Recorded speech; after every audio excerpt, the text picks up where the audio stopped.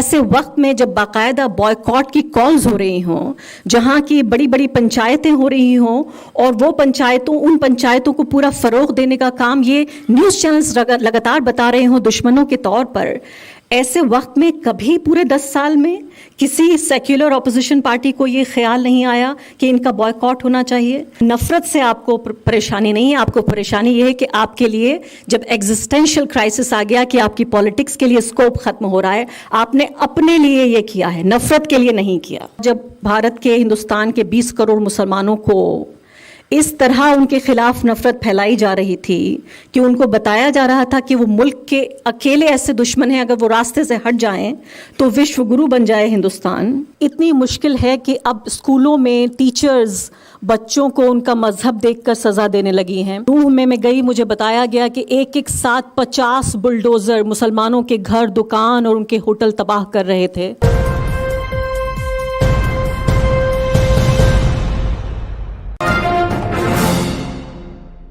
ہم اکثر ذکر کر رہے ہیں کہ مسلمان ایک سروائیول کی لڑائی لڑ رہے ہیں، ہم ذکر کر رہے ہیں کہ ہندوستان میں کس طریقے سے ایک سلو جینوسائیڈ، ایک طرح کا نرسنگھار چل رہا ہے، ایک طرح کی اکنامک اپارتھائڈ یہاں پر اتنی مشکل ہے کہ اب اسکولوں میں ٹیچرز بچوں کو ان کا مذہب دیکھ کر سزا دینے لگی ہیں۔ اب یہاں پر آپ کو ریلوے پروٹیکشن فورس کے کانسٹیبل جن کا کام ہے آپ کو بچانا، وہ آپ کو مارنے پہ، آپ کا قتل کرنے پہ اتارو ہو جاتے ہیں۔ یہاں پر نوح میں گئی، مجھے بتایا گیا کہ ایک ساتھ 50 بلڈوزر مسلمانوں کے گھر، دکان اور ان کے ہوٹل تباہ کر رہے تھے۔ جب میں وہاں پہنچی تو لگا کہ اوپر سے کوئی ہوائی حملہ ہوا ہے، کئی میٹر تک لگاتار میری کار چلتی رہی اور لگا کہ کوئی ہوائی حملہ ہوا ہے، سب کچھ نیست نابود ہو گیا تھا۔ ایسے وقت میں جب کہ یہ پتہ نہیں کہ آپ صبح دفتر کے لیے نکلے ہیں، اسکول کے لیے نکلے ہیں، کالج کے لیے نکلے ہیں، شام کو آپ صحیح سلامت گھر لوٹیں گے یا نہیں۔ میرے جیسے جرنلسٹ جو صرف ایک ٹویٹ، ایک خبر یا ایک تقریر سے دور ہیں بس جیل جانے کے، ایسے دور میں مجھے لگا عبد الرحمن صاحب نے جب بات کی مسلم پولیٹیکل ریپرزنٹیشن کی تو اس کتاب میں تھوڑی دیر کے لیے مسکرائی میں، لیکن مجھے لگا کہ یہ امید سے بھری کتاب ہے۔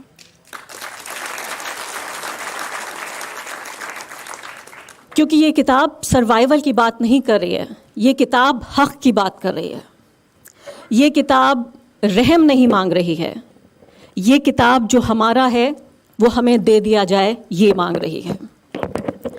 تو اس لیے مجھے اس کا بھی احساس ہوا کہ اس کتاب کے ذریعے 20 کروڑ مسلمانوں کا جو ایک ڈیموکریٹک فیوچر ہے اس کی امید بھی بتاتی ہے یہ کتاب، اور ہسٹری سے ہمیں روبرو کراتی ہے کہ ٹھیک ہے، جو تاریخ ہے اس نے بہت برے دور دیکھے ہیں، اس سے بھی زیادہ برے دور دیکھیں، اور وہ دور گزر گیا، یہ دور بھی گزر جائے گا۔ جب آپ پنے پلٹتے ہیں تو بہت سارے سیاہ پنے نظر آتے ہیں۔ اس کتاب کے ذریعے بھی میں نے دیکھا کہ اس کتاب میں بھی اس سے زیادہ سیاہ وقت آیا ہے ہندوستان کی ڈیموکریسی کے لیے، مسلمانوں کے لیے، کانسٹیٹیوشن کے لیے، اور خاص کر ایسے دور میں۔ ابھی پروگرام ریکارڈ کر کے آئی ہوں یہاں آنے سے ٹھیک پہلے، اور میں نے اپنے پروگرام میں کہا کہ کیسے انڈین ڈیموکریسی جو ہے وہ ہمارے نریندر مودی جی نے ایک مسٹری بنا دی ہے، ایک رہسیہ بنا دیا ہے، جس میں کبھی کچھ پتہ نہیں چلتا کہ سیشن جو ہے وہ 5 دن کا اناؤنس کر دیا گیا۔ اب لوگ قیاس لگا رہے ہیں بیٹھے ہوئے کہ کیا انڈیا کا نام بھارت بدلا جائے گا، کیا سنویدھان بدلا جائے گا، کیا الیکشن کمیشن کو لے کر جو قانون آ رہا ہے وہ ہوگا، کیا 1 نیشن 1 الیکشن ہوگا، یا اس کے علاوہ ویمنس ریزرویشن بل آئے گا۔ یعنی کسی بھی طریقے سے کوئی ٹرانسپیرنسی کی گنجائش نہیں ہے۔ ایک ایسا دور ہے جو الیکٹڈ ڈکٹیٹرز کا دور ہے۔ ایسے دور میں، الیکٹڈ ڈکٹیٹرز کے دور میں، جہاں آپ کے لیے نہیں آپ کے خلاف پالیٹکس ہو رہی ہے، ایک پالیٹیشین کو ووٹ، سب سے زیادہ ووٹ اور سپورٹ تب ملتا ہے جب وہ مائنورٹیز کے لیے کام نہیں کرتا۔ کتنا زیادہ وہ مائنورٹیز کے بیچ ان پاپولر ہے، غیر مقبول ہے، کتنا ظلم وہ اٹھا سکتا ہے، کتنی نفرت بھری باتیں وہ کر سکتا ہے، کتنا پوٹینشیل ہے اس کے اندر خون خرابے کا، اس کی بنیاد پر آج ووٹ ڈالے جا رہے ہیں۔ اور ایسے وقت میں یہ بات کر رہے ہیں کہ 20 کروڑ مسلمانوں کا پولیٹیکل ریپرزنٹیشن ہونا چاہیے۔ اس میں کئی بحث کے موضوع ہیں، میں کچھ روشنی جلدی سے میڈیا پر بھی ڈالوں گی، اس بارے میں زیادہ جانتی ہوں۔ اس میں خاص کر ذکر ہو رہا ہے کہ کس طریقے سے مسلمان اپنا ریپرزنٹیشن مانگیں۔ بات ہو رہی ہے کہ کیا مسلمان اپنی پارٹی بنائیں، بات ہو رہی ہے کیا مسلمان جو سیکولر پارٹی ہیں ان میں اپنی جائز جو حصے داری ہے اس کی ڈیمانڈ کریں، اس کی مانگ کریں. بات یہ بھی ہو رہی ہے کہ کیا مسلمان ایک پریشر گروپ کی طرح سیاست سے باہر بیٹھ کر ایک پریشر گروپ کی طرح کام کریں، کیونکہ یہ وہ وقت نہیں ہے، یہ صحیح وقت نہیں ہے جب آپ الیکشن لڑیں، کیونکہ آپ کا چہرہ دیکھ کر ووٹ ادھر تو کم پڑتے ہیں اور ادھر زیادہ پڑتے ہیں. آپ کو دکھا کر پولرائز کیا جاتا ہے ووٹر کو. تو ایسے وقت میں بہت سارے یہ آپشنز ہیں. مجھے لگتا ہے کوئی ایک ایسا فارمولا نہیں ہے جو پورے ملک پر لاگو ہوتا ہو. ہر اسٹیٹ کی اپنی لوکل ریالٹیز ہیں. کہیں پر مسلم پولیٹیکل پارٹی ٹھیک ہے، کہیں پر سیکولر پارٹی کے اندر حصے داری ٹھیک ہے، کہیں پر ہو سکتا ہے الیکشن نہ لڑنا ٹھیک ہو، کہیں ہو سکتا ہے ایک طرح کی زبان بولنا ٹھیک ہو، کہیں دوسری طرح کی زبان بولنا ٹھیک ہو. سب سے بڑا مقصد یہ ہے کہ پولیٹیکل ریپرزنٹیشن ہونا چاہیے، اور اس میں ایک طرح کی اسٹریٹجی، ایک طرح کی حکمت عملی ہو. بہت کچھ ایسا ہے جو خلاف ہوا ہے، لیکن بہت کچھ ایسا ہے جو اب بھی فیور میں ہے. فرق صرف اتنا ہے کہ جو نفرت کی آوازیں ہیں، جو تشدد کی اور وائلنس کی آوازیں ہیں، وہ اتنی زور سے بول رہی ہیں، ان کی آواز اتنی زیادہ تیز ہے کہ جو اس میں امن کی آوازیں ہیں، جو ایکتا کی آوازیں ہیں، وہ سنائی کم دیتی ہیں. ریپرزنٹیشن بہت ضروری ہے. یہ بات ہم نے ڈاکٹر بھیم راؤ امبیڈکر سے بھی سنی، یہ بات کاشی رام سے بھی سنی نہیں بلکہ دیکھی. اور دلتوں کا حال میں نے دیکھا، خاص کر اپنے اسٹیٹ اتر پردیش میں.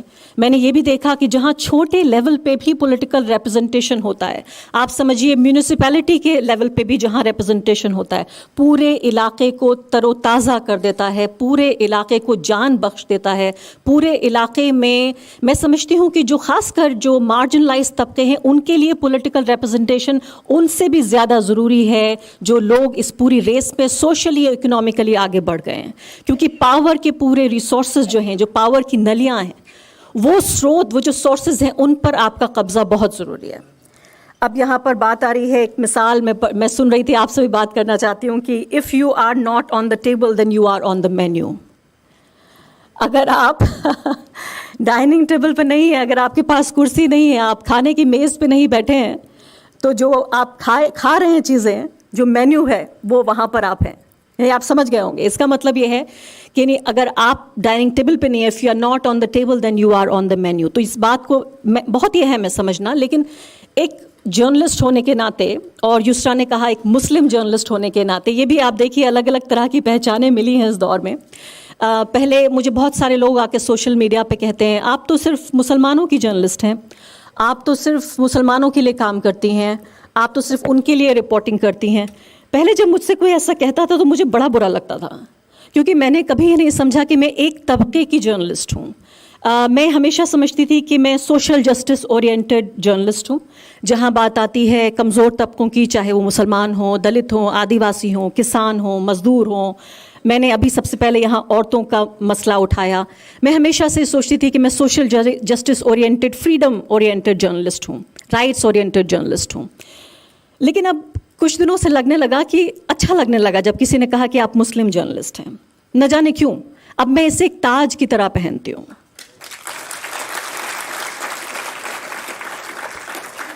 اور اس کی ایک وجہ ہے.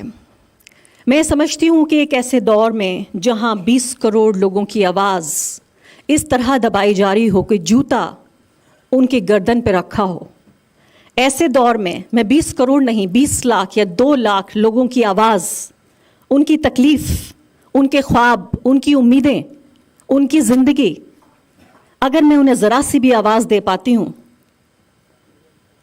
تو میرا جرنلزم، میری صحافت کارگر ہے. مجھے اس سے کوئی فرق نہیں پڑتا کہ اگر آپ مجھے مسلم جرنلسٹ کریں. میں پیدا ہوئی ہوں مسلم گھر میں اپنے کو آئیڈینٹیفائی کرتی ہوں ایز اے مسلم. لیکن مجھے لگا کہ شاید ایک باکس میں باندھنے کی ایک کوشش ہے، اور ایک طرح سے مجھے میری جو ایک امیڈیٹ آئیڈینٹی ہے، اور خاص کر ایسے بہت سارے موقع رہے. میں نے ہندوستان کے سب سے سیکولر نیوز روم میں بھی کام کیا ہے، اور ہندوستان کے سب سے سیکولر نیوز روم میں نے بدترین کمیونلزم سہا ہے. تو اس سے فرق اتنا ہوا ہے کہ اس دور میں کمیونلزم کو برا مانا جاتا تھا، تھوڑا ڈھک کے چھپا کے कम्युनलिज्म किया जाता था, नरेंद्र मोदी ने आके उसी कम्युनलिज्म को फैशनेबल बना दिया। लेकिन ऐसा नहीं है कि कम्युनलिज्म नहीं था। मैंने हिंदुस्तान के सबसे सेक्युलर न्यूज़ रूम में अपने लिए तरह तरह की चीज़ें कहीं, सुनी और सही। मैंने ये भी सुना कि हिंदुस्तान पाकिस्तान का मैच हो रहा है और इत्तेफाक से मैंने हरे रंग का जैकेट पहन लिया तो कहा कि are you cheering for Pakistan. मैंने ये भी सुना कि जब मैं बटला हाउस एनकाउंटर कवर करने गई और मैंने वो लड़के जो मारे गए, और इससे पहले कि किसी कोर्ट ने उन्हें ये साबित किया, ये डिक्लेयर किया कि ये टेररिस्ट हैं नहीं, मैंने कहा कि भाई मुस्लिम युवा यहाँ पर रह रहे हैं और इनके साथ ऐसा हुआ। मैंने सिर्फ उनको टेररिस्ट नहीं कहा, जो कि मुझे जो दस्तूर है वो ये कि सबसे पहले एक मुस्लिम लड़का आपको मिले जिसको पुलिस एनकाउंटर कर रही है तो आप सीधे उसे कहिए कि टेररिस्ट है। इससे पहले कि कोर्ट क्या कहती है, केस क्या है, मुकदमा क्या चल रहा है, वकीलों ने क्या जिरह की, वो सब की ज़रूरत नहीं है। सबसे पहले आपको कहना है कि आप टेररिस्ट हैं। अगले ही दिन मुझे बटला हाउस एनकाउंटर की रिपोर्टिंग से हटा दिया गया। तब नरेंद्र मोदी प्राइम मिनिस्टर नहीं थे। तो वो दौर भी देखा है, तारीख ने देखा है, मैंने देखा है, सहा है। सिर्फ अब फ़र्क ये हो गया है कि पहले फिर भी उस तमाम कम्युनल हालात में भी थोड़ी जगह होती थी। आपको कोई बुलेटिन का स्लॉट दे दिया जाता था, कोई रिपोर्टिंग बीट मिल जाती थी। आज मैं सोचती हूँ कि इन तमाम जो दरबारी मीडिया चैनल्स में जो रिपोर्टर्स और एंकर्स अगर बचे भी हैं, जो काम भी करते हैं, उनमें से आप बहुतों को जानते हैं कि वो किन की आवाज़ बने हुए हैं। अभी भी देखा आपने उनमें से कई को जो हमारे प्राइम मिनिस्टर को बर्थडे की मुबारकबाद दे रहे थे। इसके अलावा मैं फील कर रही थी उन तमाम लोगों के लिए, शायद आपने इस बारे में नहीं सोचा होगा, और आज मैं सोच रही थी आपसे ये भी बताऊं कि आप सोचिए उन तमाम लोगों के बारे में, उन प्रोड्यूसर्स के बारे में, कॉपी राइटर्स के बारे में, उन वीडियो एडिटर्स के बारे में जो मुसलमान हैं और उन टीवी प्रोग्राम्स में अंदर खाने काम करते हैं, उन टीवी प्रोग्राम्स को बना रहे हैं जो मुसलमानों के जेनोसाइड के लिए एडवोकेट करते हैं। आप उनको जानते नहीं हैं, उनका चेहरा टीवी पे नहीं आता, लेकिन बहुत सारे ऐसे लोग हैं जो अखबारों में, टीवी में काम कर रहे हैं, जो कम्युनल प्रोग्राम्स की प्रोडक्शन में लगे हुए हैं। वो अपने ही कत्ल की कहानियों को लिख रहे हैं। एक अदद नौकरी कितनी ज़रूरी है ये मैं भी जानती हूँ और आप भी जानते हैं। हर किसी के पास ये ऑप्शन नहीं है कि आप इस्तीफ़ा जेब में रख के घूमें। बहुत सारे लोग हमसे कहते हैं नौकरी तो बहुत है, हम जेब में इस्तीफ़ा रख के घूमते हैं। ये ऑप्शन सबके पास नहीं होता। तो इसलिए ये बहुत अहम है इस वक्त समझना कि इस तमाम ये जो पूरा दौर चल रहा है, इस पूरे दौर में भी आपको अलग अलग तरह से जो जिस तरह के तमगे दिए जा रहे हैं। मैं बहुत सारे ऐसे लोगों के साथ काम करती हूँ जो सेक्युलर हैं और वाकई सही मायनों में सेक्युलर हैं, लेकिन रिप्रेजेंटेशन क्यों ज़रूरी है, मीडिया में भी रिप्रेजेंटेशन क्यों ज़रूरी है। मेरे बहुत सारे साथियों के लिए बहुत वेल मीनिंग लोग हैं, मतलब ये समझिए कि जिस ऑर्गेनाइजेशन में अभी काम करती हूँ, आखिरकार मुझे आके लगा कि मुझे आखिरकार अपना घर मिल गया है, जहाँ मेरी डाइवर्सिटी को न सिर्फ कि टॉलरेट किया जाता है बल्कि कभी कभी सेलिब्रेट किया जाता है। उसके बावजूद भी मैं कहूँगी कि जो दर्द मैं सहती हूँ एक मुस्लिम जर्नलिस्ट होने के नाते, जब उन कहानियों को मैं कह रही होती हूँ, सुना रही होती हूँ, रिकॉर्ड कर रही होती हूँ, मेरे कॉलीग्स के लिए ये रिसर्च का सब्जेक्ट हो सकता है, रिपोर्टिंग का सब्जेक्ट हो सकता है, राइटिंग का सब्जेक्ट हो सकता है। वो दूर खड़े होकर हम सबको मरते हुए, कटते हुए, घटते हुए देख सकते हैं, लेकिन महसूस नहीं कर सकते। और इसीलिए जो रिप्रेजेंटेशन है वो बहुत ज़रूरी है ऐसे ख़ासकर दौर में, जबकि हम ये देख रहे हैं कि अभी कल परसों मैंने एक बात कही बड़ी नागवार गुजरी, और ख़ासकर ऑपोजिशन के लीडर्स में कई का मेरे पास फ़ोन भी आया। बात हो रही थी इंडिया ब्लॉक के बॉयकॉट की, कि उन्होंने एंकर्स का बॉयकॉट किया है। मैंने कहा भाई ये तो बहुत खुदगर्ज फैसला है। अगर उन्होंने नफ़रत के लिए बॉयकॉट किया है तो ये बॉयकॉट 10 साल पहले होना चाहिए था। ये तो उन्होंने, जब उन्हें लगा, जब भारत के, हिंदुस्तान के 20 करोड़ मुसलमानों को اس طرح ان کے خلاف نفرت پھیلائی جا رہی تھی کہ ان کو بتایا جا رہا تھا کہ وہ ملک کے اکیلے ایسے دشمن ہیں، اگر وہ راستے سے ہٹ جائیں تو وشو گرو بن جائے ہندوستان. وہ اتنے بدترین لوگ ہیں کہ ایک وائرس اپنے اوپر لاد کر، اپنے کو انفیکٹ کر کے، وہ باقی ہندوستان کے لوگوں کو 120 کروڑ جو باقی بچے لوگ ہیں ان کو وائرس دینے کے لیے بن گئے ہیں. وہ کورونا بوم ہے، انہوں نے کورونا جہاد کیا ہے. ایسے وقت میں جب باقاعدہ بوائیکاٹ کی کالز ہو رہی ہوں، جہاں کی بڑی بڑی پنچایتیں ہو رہی ہوں، اور وہ ان پنچایتوں کو پورا فروغ دینے کا کام یہ نیوز چینلز لگاتار بتا رہے ہوں دشمنوں کے طور پر، ایسے وقت میں کبھی پورے 10 سال میں کسی سیکولر اپوزیشن پارٹی کو یہ خیال نہیں آیا کہ ان کا بوائیکاٹ ہونا چاہیے؟ جب آخر کار یہ لگا کہ یہ ایگزسٹینشل کرائسس ہے، کہ اب سیکولر پالیٹکس کے لیے کوئی جگہ نہیں بچی، تو ایک سمبلزم، ایک پرتیک کے طور پہ، ایک سمبل کے طور پہ یہ کہا گیا کہ ہم ان کا بوائیکاٹ کرتے ہیں. میں ابھی بھی ویلکم کرتی ہوں. میں یہ نہیں کہہ رہی ہوں کہ میں اس فیصلے سے خفا ہوں. میں صرف آئینہ دکھانا چاہتی ہوں کہ آپ نفرت سے آپ کو پریشانی نہیں ہے. آپ کو پریشانی یہ ہے کہ آپ کے لیے جب ایگزسٹینشل کرائسس آ گیا کہ آپ کی پالیٹکس کے لیے اسکوپ ختم ہو رہا ہے، آپ نے اپنے لیے یہ کیا ہے، نفرت کے لیے نہیں کیا. ٹھیک اسی طریقے سے جیسے میں نے دیکھا اتر پردیش میں کیسے جو ہماری ایلیجڈلی جو تتھا کتھت جسے ہندی میں کہتے ہیں سیکولر پارٹیز ہیں، جب میں نے دیکھا کہ ایک مظفر نگر میں نے جو 2013 کے جو رائٹ وکٹمز ہیں ان پہ میں نے ایک ڈاکیومنٹری بنائی اور دیکھا کہ کتنے دوزخی بدترین حالات میں وہ لوگ جی رہے تھے.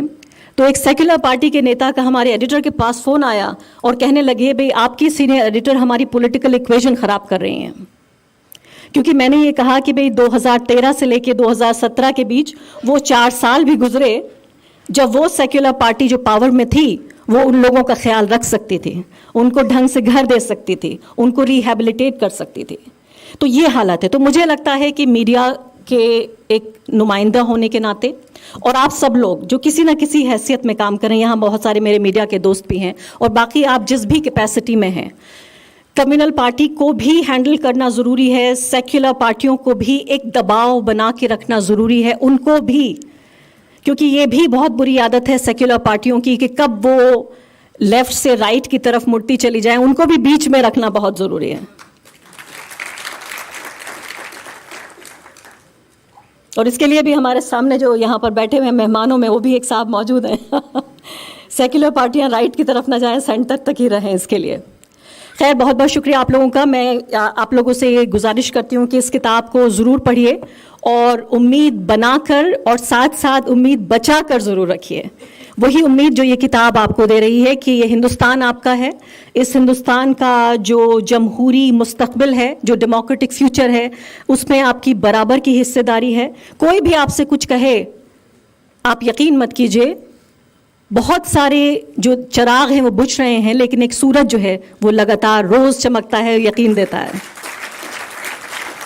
شکریہ.